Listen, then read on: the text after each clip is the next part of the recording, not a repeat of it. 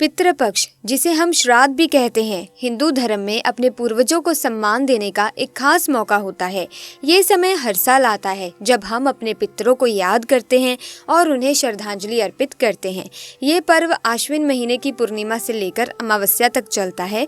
इस दौरान परिवार के लोग एक साथ मिलकर अपने पितरों के लिए पूजा अर्चना और भोग अर्पित करते हैं। ये सिर्फ भक्ति का समय नहीं, बल्कि परिवार के सदस्यों के बीच एकता और प्यार को भी बढ़ाता है।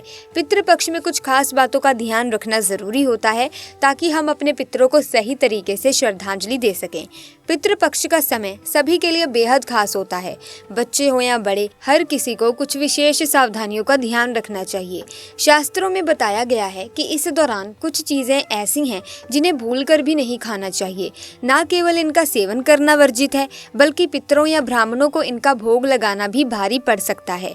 इसी तरह की महत्वपूर्ण और ज्ञानवर्धक जानकारी प्राप्त करने के लिए हमारे चैनल समृद्धि को सब्सक्राइब करें और बेल आइकन को प्रेस करें ताकि नई वीडियोस की अपडेट आपको सबसे पहले मिल सके। क्या आप जानना चाहते हैं वो कौन सी चीज़ें हैं? वीडियो में आगे हम आपको बताएंगे, लेकिन सिर्फ इतना ही नहीं, हम आपको एक महा उपाय भी बताएंगे जिसे अपनाने से चुटकी भर में आपके बड़े से बड़े पितृदोष समाप्त हो जाएंगे। और हाँ, इस उपाय से आपको पितरों का भरपूर आशीर्वाद भी प्राप्त होगा। दोस्तों, मान्यता है कि मृत्यु के देवता यमराज श्राद्ध पक्ष में पितरों को मुक्त कर देते हैं ताकि वो अपने परिजनों के यहाँ जाकर तर्पण ग्रहण कर सकें।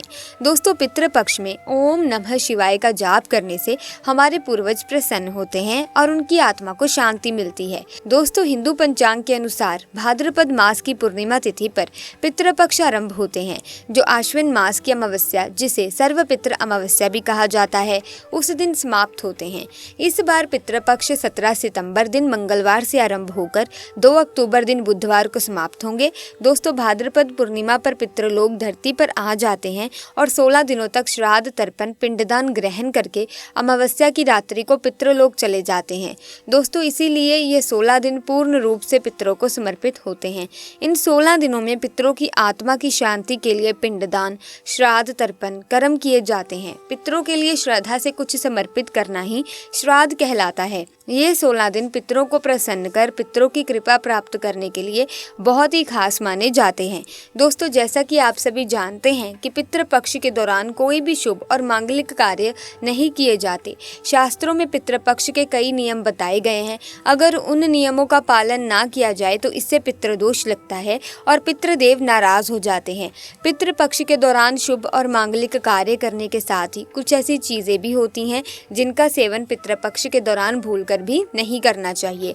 दोस्तों, पितृपक्ष पितरों को समर्पित होते हैं, इसीलिए इस दौरान भोजन का विशेष महत्व होता है।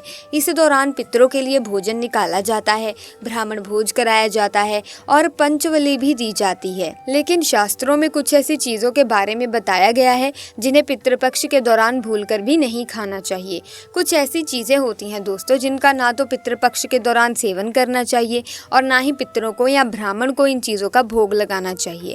दोस्तों, ऐसे में हम जानते हैं कि आखिर कौन सी ऐसी चीज है जिनका पितृपक्ष के दौरान भूलकर भी सेवन नहीं करना चाहिए। कौन सी ऐसी चीज है जिनको पितृपक्ष के दौरान पितरों को या ब्राह्मणों के भोजन में भूलकर भी शामिल नहीं करना चाहिए, वरना दोष लगता है। दोस्तों, बड़े बुजुर्गों द्वारा, ब्राह्मणों द्वारा आपने अधिकतर यही सुना होगा कि पितृपक्ष के दौरान वही भोजन बनाए, इस भोजन का पितरों का या ब्राह्मणों को भोग लगाए जो पितरों को पसंद था, तभी पितरों की आत्मा को शांति मिलती है। लेकिन यहाँ पर हम कुछ ऐसी गलतियाँ कर देते हैं जिससे हमारे पूर्वज हमसे नाराज हो जाते हैं। अधिकतर घरों में अधिकतर लोगों के पूर्वजों को लहसुन प्याज पसंद होता है, तो जब भी भोजन बनाते हैं तो उसमें प्याज और लहसुन डालते हैं और पूर्वजों के पसंद के हिसाब से भोजन बनाकर ब्राह्मणों को भोजन करा देते हैं। या फिर जिनके पितरों को नॉनवेज पसंद होता है तो वो नॉनवेज लेकर किसी ज़रूरतमंद व्यक्ति को पितरों के नाम से दान कर देते हैं, जिससे उन्हें पितरों का आशीर्वाद प्राप्त हो। दोस्तों, अगर आप भी ऐसा करते हैं तो भूल कर भी ऐसी गलती आगे से ना करें। शास्त्रों के अनुसार पितृपक्ष के दौरान प्याज, लहसुन, मीट और अंडे का सेवन भूल भूलकर भी नहीं करना चाहिए और पितरों के भोजन में भी इन चीज़ों का इस्तेमाल भूलकर भी नहीं करना चाहिए। शास्त्रों के अनुसार भगवान विष्णु और महालक्ष्मी जी को पितृदेव कहा गया है। पितरों का श्राद्ध, तर्पण, पिंडदान सबसे पहले भगवान विष्णु और महालक्ष्मी ही स्वीकार करती हैं। उसके पश्चात ही ये पितरों को मिलता है और भगवान विष्णु और महालक्ष्मी जी के पूजन में प्याज, लहसुन, मीट, अंडे का इस्तेमाल करना वर्जित बताया गया है। अगर आप पितरों के भोजन में मीट, अंडा, प्याज, लहसुन इन चीज़ों का इस्तेमाल करते हैं तो भगवान विष्णु और महालक्ष्मी जी उसे स्वीकार नहीं करेंगी और जब भगवान भोजन स्वीकार नहीं करेंगे तो हमारे पितृ भी उस भोजन को स्वीकार नहीं करेंगे। इसीलिए इस बात का हमेशा ध्यान रखें।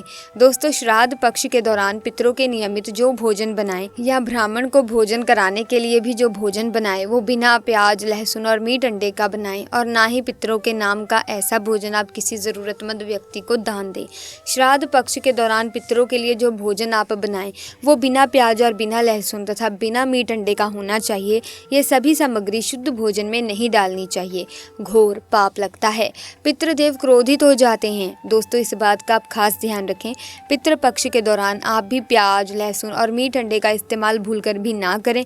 शराब आदि का सेवन भी ना करें। पितृपक्ष के दौरान बासी भोजन ना करें। इन 16 दिनों में बासी भोजन शैतान को प्राप्त होता है। पितृपक्ष के दौरान ना ही बासी भोजन करना चाहिए और ना ही किसी को कराना चाहिए।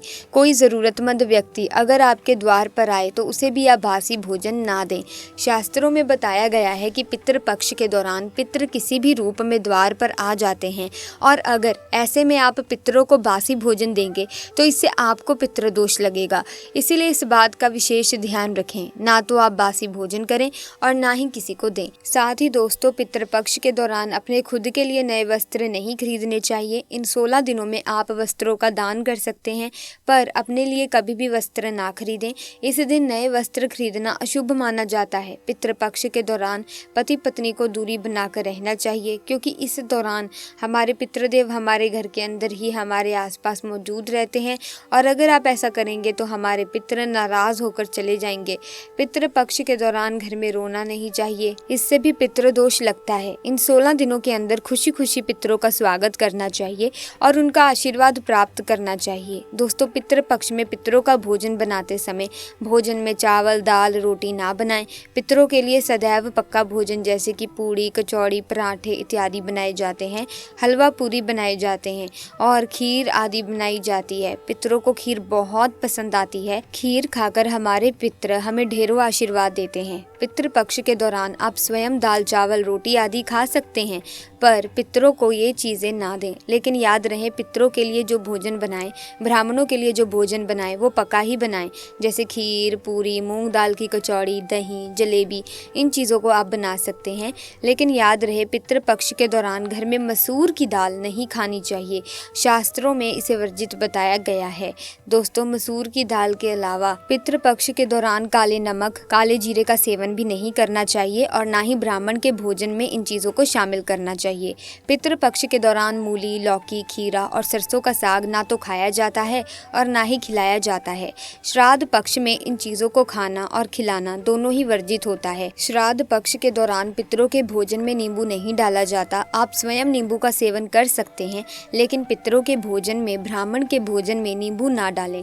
पितृपक्ष के दौरान कई तांत्रिक क्रियाएं भी की जाती हैं, इसीलिए इस दौरान दूध, दही या फिर सफ़ेद खाद्य पदार्थ जैसे कि सफ़ेद रंग की मिठाइयाँ, बर्फी इत्यादि का सेवन नहीं करना चाहिए।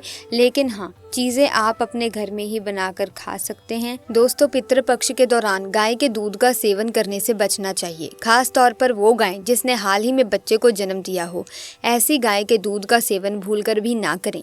पितृपक्ष के दौरान खीर अवश्य ही बनाई जाती है और खीर का पितरों को, ब्राह्मणों को भोग लगाया जाता है। इसीलिए आप पितृपक्ष के दौरान दूध से ही खीर बनाकर उसका भोग लगाकर प्रसाद के रूप में उसे ग्रहण कर सकते हैं, लेकिन खाली दूध का सेवन ना करें। पितृपक्ष के दौरान कड़ी बनाना और खाना भी वर्जित होता है, इस बात का विशेष ध्यान रखें। पितृपक्ष के दौरान कुल्थी की दाल का भी सेवन नहीं करना चाहिए। ध्यान रखें कि पितृपक्ष के दौरान आप पितरों के लिए जो भी भोजन बनाएं उस भोज में आप तिल अवश्य ही डालें। पितृपक्ष में जो पितरों का भोजन बनाए, ब्राह्मणों को जो भोजन कराएं या पंच पंचवली लगाएं या किसी जरूरतमंद व्यक्ति को पितरों के नाम से भोजन दें। उस भोजन में थोड़े से काले तिल अवश्य ही डालें। शास्त्रों के अनुसार जिस भोजन में काले तिल होते हैं वो भोजन पितृ लोग ग्रहण करते हैं, लेकिन जिस भोजन में काले तिल नहीं होते हैं वो भोजन भूत पिशाच ग्रहण करते हैं। इसलिए दोस्तों इस बात का विशेष ध्यान रखें, पितरों के भोजन में काले तिल डालकर ही आप पितरों को भोग लगाएं। काले तिल भूत पिशाच श्राद्ध के भोजन की रक्षा करते हैं, इसीलिए इस बात का विशेष ध्यान रखें कि पितृ पक्ष के दौरान गलती से भी अपने पड़ोसियों का भोजन भी कभी नहीं खाना चाहिए। पितृ पक्ष के दौरान उधार लिया गया पैसा अशुभ माना जाता है, इससे उल्टा कर्ज का बोझ और भी बढ़ जाता है। दोस्तों पितृ पक्ष में कोई भी ऐसा कार्य ना करें जिससे हमारे पितृ लोग हमसे नाराज हो जाएं, इसीलिए आप लोग भी इन बातों का अवश्य ध्यान रखें। दोस्तों आप थोड़े से ही प्रयासों से पितरों को प्रसन्न कर सकते हैं और उनका आशीर्वाद प्राप्त कर सकते हैं। वो असरदार उपाय भी बताने वाली हूँ जिसका उल्लेख शिव पुराण में बताया गया है, इसीलिए इस वीडियो को पूरा अवश्य देखें। अगर किसी व्यक्ति की कुंडली में पितृदोष बन रहा है तो ऐसे व्यक्ति को घर के दक्षिण दिशा की दीवार पर पितरों की फोटो लगानी चाहिए। साथ ही नियमित उनकी पूजा करके अनजाने में की गई गलतियों के लिए भी उनसे क्षमा याचना करनी चाहिए। कहते हैं इससे पितृदोष का प्रभाव कम होने लगता है। साथ ही पितृपक्ष पूर्वजों का विधि विधान से तर्पण और श्राद्ध करें। पितरों को प्रसन्न करने के लिए पीपल या वट वृक्ष के नीचे किसी लोटे में गंगा जल लेकर उसमें काले तिल, दूध, अक्षत और फूल डालकर पीपल को अर्पित करें। कहते हैं इसे करने से पितरों को शांति मिलती है और वो आपको शुभ आशीर्वाद देते हैं। पितृपक्ष में रोजाना घर में शाम के समय दक्षिण दिशा में तेल का दीपक लगाएं। ऐसा आप रोजाना भी कर सकते हैं, इससे पितृदोष खत्म हो जाता है।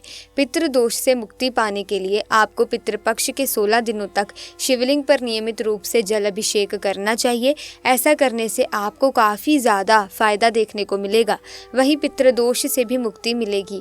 इसके अलावा जीवन में आ रही तमाम समस्याओं से भी छुटकारा मिलेगा और धन का आगमन होने लगेगा। पितृपक्ष में जरूरतमंदों को भोजन करवाएं या गरीब कन्या के विवाह में मदद करने से भी पितृदेव खुश होते हैं और पितृदोष शांत होने लगता है। अब जानते हैं उस असरदार उपाय के बारे में जिसका जिक्र शिव महापुराण में बताया गया है।